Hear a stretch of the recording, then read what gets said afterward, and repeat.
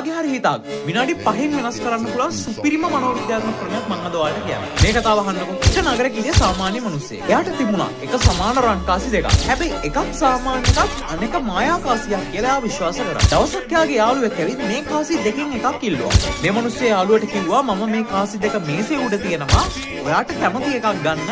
එකක් සාමාන්‍ය කාසියක් අනෙක ඔයාගේ මුළු ජීවිතේම වෙනස් කරන්න පුළුවන් මායාකාසියක් කියලා. දැන් යාළුවා සෑහෙන්න වෙලාවක් කල්පනා කරලා එක කාසියක් තෝරගත්තා. හැබැයි ඒ යාළුවා ජීවිත කාලෙම දුකෙන් සහ සැකෙන් ජීවත් වුණේ ඇයි දන්නවද? එයා හැමතිස්සෙම හිතුවා මම තෝරගත්ත සාමාන්‍ය කාසියද නැත්නම් අර මායාකාසිය මේකේ උඩ ඉතුරු වුණාද කියලා. ඇත්තම රහස මොකක්ද දන්නවද? මේ කාසි දෙකම සාමාන්‍ය කාසි. අර මිනිස්සේ යාළුවගේ මොලෙත් එක්ක පුංචි සෙල්ලමක් කරා විතරයි.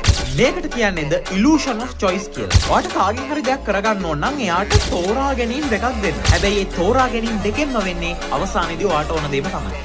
එතකොට එයා හිතන්නේ එයා දිනුවා කියලා. හැබැයි ඇත්තටම දිනලා තියෙන්නේ ඔයා.